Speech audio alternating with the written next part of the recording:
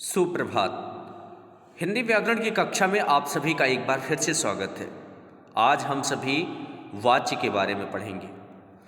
इससे पहले आप सभी क्रिया और क्रिया के भेद के बारे में पढ़ चुके हैं। वह भी पाठ 17 के अंतर्गत था और यह पाठ भी पाठ 17 के अंतर्गत है। वह पार्ट 1 के अंतर्गत आप लोग जाने थे, यह पार्ट 2 के अंतर्गत आप सभी जानेंगे। तो आइए हम सभी वाच्य के बारे में जानते हैं कि वाच्य क्या है। और बच्चों, आप सबको बता दें कि अगर आपसे कोई पूछे कि वाच्य किसे कहते हैं तो आप बताइएगा क्रिया के उस रूपांतर को वाच्य कहते हैं जिसके द्वारा यह ज्ञात हो सके कि वाक्य में कर्ता, कर्म अथवा भाव इनमें से किसकी प्रधानता है। एक बार फिर से, क्रिया के उस रूपांतर को वाच्य कहते हैं जिसके द्वारा यह ज्ञात हो सके कि वाक्य में कर्ता, कर्म अथवा भाव इनमें से किसकी प्रधानता है। इसकी एक और परिभाषा है जो कि काफ़ी प्रचलित है, वह है कर्ता, कर्म अथवा भाव के अनुरूप क्रिया के लिंग, वचन तथा पुरुष का होना ही वाच्य कहलाता है। एक बार फिर से देख लीजिए, कर्ता, कर्म अथवा भाव के अनुरूप क्रिया के लिंग, वचन तथा पुरुष का होना ही वाच्य कहलाता है। इसी आधार पर वाच्य के 3 भेद बताए जाते हैं: कर्तृवाच्य, कर्मवाच्य और भाववाच्य। कर्तृवाच्य क्रिया के जिस रूपांतर से वाक्य में कर्ता की प्रधानता का बोध हो उसे कर्तृवाच्य कहते हैं। जैसे लड़का पढ़ता है, बच्चा दौड़ता है इत्यादि। दूसरा है कर्मवाच्य। कर्मवाच्य क्रिया के जिस रूपांतर से वाक्य में कर्म की प्रधानता का बोध हो उसे कर्मवाच्य कहते हैं। जैसे पुस्तक पढ़ी जाती है, मुकेश द्वारा आम खाया जाता है। और तीसरा होता है भाववाच्य। अब भाववाच्य की परिभाषा भी इन परिभाषाओं से मिलती जुलती है। क्रिया के जिस रूपांतर से वाक्य में क्रिया अथवा भाव की प्रधानता का बोध हो उसे भाववाच्य कहते हैं। जैसे मोहन से उठा नहीं जाता, अंजुम से गाया नहीं जाता। आइए थोड़ा सा आपकी पुस्तक से हम सभी जान लेते हैं। वाच्य का अर्थ है वाणी या कथन। वाच्य के अंतर्गत लगभग एक ही बात को अर्थ के थोड़े से अंतर के साथ 2 तरह से कहा जाता है। जैसे बच्चा दूध पीता है, बच्चे के द्वारा दूध पिया जाता है। यहाँ इन दोनों वाक्यों में दूध पिए जाने की क्रिया घटित हो रही है। पीने की क्रिया करने वाला कर्ता बच्चा है तथा दोनों ही वाक्यों में पिए जाने वाली वस्तु जिसे कर्म के रूप में जानते हैं वह दूध है। लेकिन दोनों वाक्यों के अर्थ में थोड़ा सा अंतर है। पहले वाक्य में वक्ता बच्चे के द्वारा दूध पिए जाने के कार्य को महत्व दे रहा है, जबकि दूसरे वाक्य में वह उस कार्य को नकार रहा है। यह दिखाने की कोशिश कर रहा है कि मानो दूध पिए जाने की क्रिया में बच्चे की कोई भूमिका ही नहीं है। कहने का तात्पर्य है कि हम भाषा में एक ही बात को 2 तरह से कह सकते हैं। एक जिसमें हम कर्ता को महत्व देते हैं तथा दूसरे में जिसके अंतर्गत हम कर्ता को नकारने का प्रयास करते हैं। इसी आधार पर एक और वाक्य होता है जिसमें हम कर्ता को बिल्कुल नकार देते हैं, कर्ता को लोप ही कर देते हैं। जैसे मजदूर पेड़ काट रहे हैं, कर्ता के कार्य को महत्व दिया गया। दूसरे वाक्य में मजदूरों के द्वारा पेड़ काटा जा रहा है, कर्ता के कार्य को यहाँ निरस्त करने की कोशिश किया गया है। और तीसरा वाक्य पेड़ काटा जा रहा है, इसमें आप देख रहे हैं इसमें कर्ता का लोप ही कर दिया गया। तो इस आधार पर वाक्य में कर्ता के कार्य को प्रधानता देने तथा निरस्त किए जाने के आधार पर वाक्य के 2 भेद हो जाते हैं। पहला है कर्तृवाच्य, दूसरा अकर्तृवाच्य। कर्तृवाच्य जिन वाक्यों में कर्ता के कार्य को वक्ता द्वारा महत्व दिया जाता है या प्रधानता दी जाती है वह वाक्य कर्तृवाच्य का वाक्य कहलाता है। हिंदी में कर्तृवाच्य के वाक्यों में अकर्मक तथा सकर्मक दोनों ही प्रकार की क्रियाएं आ सकती हैं। जैसे अकर्मक क्रिया युक्त कर्तृवाच्य के वाक्य हैं: पहला बच्चे दौड़ रहे हैं, दूसरा वह हंस रहा है, तीसरा लड़कियां मुस्कुरा रही हैं, चौथा वे आज घर जा रहे हैं। सकर्मक क्रिया युक्त कर्तृवाच्य के वाक्य, पहला लड़के पाठ याद कर रहे हैं, दूसरा नौकर कपड़े धो रहे हैं, तीसरा वह खाना बना रही है, चौथा हम लोग चाय पी रहे हैं। अब दूसरा अकर्तृवाच्य। अकर्तृवाच्य के देखिए क्या रूप हैं। जिन वाक्यों में कर्ता के कार्य को निरस्त किया जाता है वे कार्य अकर्तृवाच्य के वाक्य कहे जाते हैं। जैसे पहला बच्चों के द्वारा दौड़ा जा रहा है, दूसरा हमसे चला नहीं जाता, तीसरा माता जी से बैठा नहीं जाता, चौथा धोबी से कपड़े नहीं धुले। अब इसी आधार पर अकर्तृवाच्य के भी दो भेद हो जाते हैं। पहला होता है कर्मवाच्य, दूसरा भाववाच्य। अकर्तृवाच्य के वे वाक्य जिनमें सकर्मक क्रिया होती है कर्मवाच्य के वाक्य कहलाते हैं। जैसे मजदूरों से पत्थर नहीं टूटा, माताजी से खाना नहीं बना, बच्चों के द्वारा काम नहीं किया गया, आज नेताजी से भाषण नहीं दिया गया। दूसरा है भाववाच्य। अकर्मक क्रिया से बने अकर्तृवाच्य के वाक्य भाववाच्य के अंतर्गत आते हैं। जैसे इस कमरे में छात्रों द्वारा सोया जाता है, माताजी से चला नहीं जाता, किसी से दौड़ा नहीं गया। तो इस तरह आप देख सकते हैं कि यह भाववाच्य के उदाहरण हो जाते हैं। और कर्तृवाच्य से अकर्तृवाच्य बनाने के कुछ नियम दिए गए हैं। पहला नियम है अकर्तृवाच्य में कर्ता के बाद से या के द्वारा परसर्ग लग जाता है। अब आप से के द्वारा करण कारक का कारक चिन्ह है, इसका प्रयोग यहाँ पर किया जाता है। करण कारक का कारक चिन्हों का प्रयोग यहाँ पर कर्तृवाच्य से अकर्तृवाच्य बनाने के लिए किया जाता है। दूसरा नियम है क्रिया के मध्य में सामान्यतः जा प्रत्यय लग जाता है। जैसे करता है, किया जाता है। बच्चे दूध पी रहे हैं। अब यहाँ चूंकि पहले वाक्य कर्ता के तुरंत बाद से के द्वारा परसर्ग लगाना है, तो बच्चे के ठीक बाद से के द्वारा परसर्ग लगा दिया गया। अब पी रहे हैं, अब यहाँ पर क्रिया के साथ जा प्रत्यय को जोड़ना है, तो पिया जा रहा है।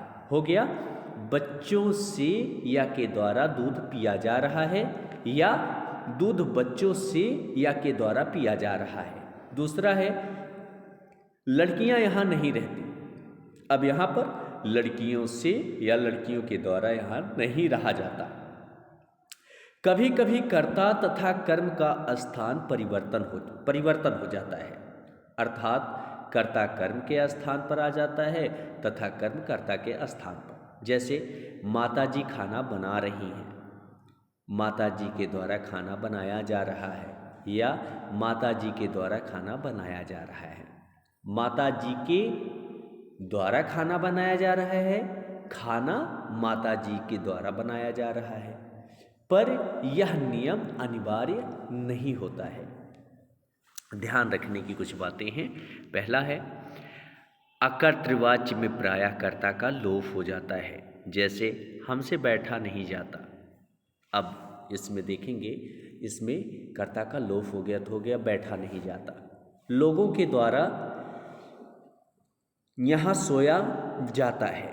अब यहाँ लोगों के द्वारा यहाँ हटा दिया गया, हो गया यहाँ सोया जाता है। कुछ क्रियाओं के अकर्तृवाच्य में दोनों रूप मिलते हैं, जा सहित और जा रहित। तो जा सहित वाले रूप देख लीजिए, खाना बनाया जा रहा है, काम किया जा रहा है, पेड़ काटा जा रहा है। और जा रहित जो रूप होते हैं वे इस प्रकार होते हैं, जैसे खाना बन रहा है, पेड़ कट रहा है, काम हो रहा है। अगला नियम है, कहता है कि अकर्तृवाच्य के निषेधात्मक वाक्य दो अर्थों की सूचना देते हैं।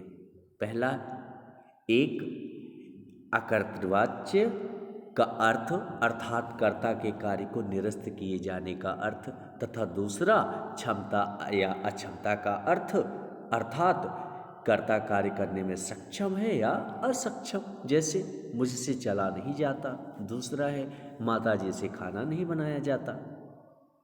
अगला नियम कहता है कर्मवाच्य तथा भाववाच्य वास्तव में अकर्तृवाच्य के ही भेद हैं। सकर्मक क्रिया वाले अकर्तृवाच्य के वाक्यों को कर्मवाच्य या अकर्मक क्रिया वाले वाक्यों को भाववाच्य कहा जाता है। वाच्य के संबंध में कुछ भ्रम होते हैं, यहाँ पर उस भ्रम को भी दूर कर दिया गया है।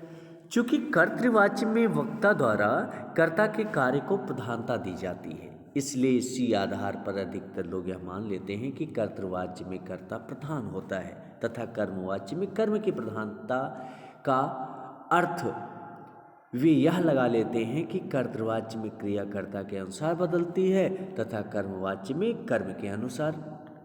ऐसा सोचना ही गलत है। ना तो कर्तृवाच्य के प्रत्येक वाक्य में क्रिया कर्ता के अनुसार बदलती है और ना ही कर्मवाच्य के हर वाक्य में कर्म के अनुसार। उदाहरण के अनुसार समझने की कोशिश करिए। जैसे कर्तृवाच्य से लड़के आम खा रहे हैं, कर्ता के अनुसार बदल रहा है। दूसरा देखिए, लड़कों ने आम खाए, कर्म के अनुसार बदल रहा है। लड़कों ने आमों को खाया, अब यहां न कर्ता के अनुसार और ना ही कर्म के अनुसार। कर्मवाच्य में बच्चों के द्वारा दूध पिया गया, एक कर्म के अनुसार बदल गया। और अगला वही है कि बच्चों के द्वारा दूध को नहीं पिया गया, यहां न कर्ता है और ना ही कर्म है। इस वाक्य में ना ही कर्ता के अनुसार परिवर्तन हुआ है, ना ही कर्म के अनुसार। वास्तव में वाक्य में आने वाली क्रिया वाक्य की संज्ञा के लिंग वचन के अनुसार बदलेगी। इस बात का संबंध वाच्य से है ही नहीं। वाच्य तो इस बात को लेकर चलता है कि वाक्य में वक्ता कर्ता के कार्य को महत्व दे रहा है अथवा निरस्त कर रहा है। क्रिया किस संज्ञा के अनुसार बदलेगी, यह क्षेत्र अन्विति का प्रयोग का है और हिंदी में इसके 3 नियम हैं। आइए इनको भी समझ लें। अन्विति, हिंदी वाक्यों में क्रिया किस संज्ञा के अनुसार प्रयुक्त होगी, इसके निम्नलिखित 3 नियम हैं। पहला नियम कहता है कि यदि कर्ता की संज्ञा यदि परसर्ग रहित है, अर्थात उसके बाद कोई परसर्ग ने, से, को, में, पर आदि नहीं लगा है, तो क्रिया हमेशा कर्ता की संज्ञा के अनुसार बदलती है। जैसे लड़की आम खाती है, लड़कियां आम खाती हैं, लड़के रोटी खाते हैं, लड़के आम खाते हैं, लड़का चाय पीता है, लड़का दूध पीता है। जिन वाक्यों में क्रिया कर्ता की संज्ञा के अनुसार बदलती है, उस प्रयोग को कर्तरी प्रयोग कहते हैं। और दूसरा नियम कहता है यदि कर्ता के बाद परसर्ग लगा हुआ है और कर्म के बाद कोई परसर्ग नहीं है, तो क्रिया कर्म की संज्ञा के अनुसार बदलेगी। जैसे लड़के ने आम खाया, लड़के ने रोटी खाई, लड़कियों ने गाना गाया, लड़कियों ने गाने गाए। बच्चों के द्वारा गीत गाया गया, बच्चों के द्वारा गीत गाए गए। तो यहाँ पर देख रहे हैं तीसरा नियम कहता है यदि कर्ता के बाद परसर्ग लगा हुआ है और कर्म के बाद कोई परसर्ग नहीं है, तो क्रिया कर्म की संज्ञा के अनुसार बदलेगी। पहला वाक्य है जैसे लड़के ने आम खाया, लड़के ने रोटी खाई, लड़कियों ने गाना गाया, लड़कियों ने गाना गाए। अब यहाँ देख रहे हैं जैसे बच्चों के द्वारा गीत गाया गया, बच्चों के द्वारा गीत गाए गए। कर्म की संज्ञा के अनुसार क्रिया बदलने के कारण इस प्रयोग को कर्मणि प्रयोग कहते हैं। तीसरा नियम कहता है कि यदि कर्ता तथा कर्म दोनों के बाद परसर्ग आ जाए, तो क्रिया इनमें से किसी के अनुसार नहीं बदलेगी। वहाँ हमेशा एक ही रूप पुल्लिंग एकवचन अन्य पुरुष में रहेगी। जैसे बच्चों ने आमों को खाया, बच्चों ने रोटियों को खाया, लड़कियों ने कुत्ते को मारा। लड़कियों ने कुत्तों को मारा। जहाँ क्रिया कर्ता और कर्म दोनों की संज्ञाओं के अनुसार नहीं बदलती, उस प्रयोग को भावे प्रयोग कहते हैं। ध्यान रखने वाली कुछ बातें हैं, जैसे पहला है वाच्य तथा प्रयोग दो अलग अलग बातें हैं।